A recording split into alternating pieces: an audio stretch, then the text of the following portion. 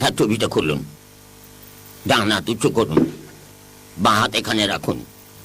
মাথার টুপি খুলুন।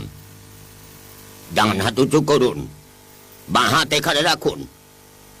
দয়া করে আপনার টুপি খুলুন। ডান হাত উঁচু করুন, বাঁ হাত এখানে রাখুন। দয়া করে আপনার মাথার টুপি খুলবেন কি? ডান হাত উঁচু করুন, এখন বাঁ হাত এখানে রাখুন।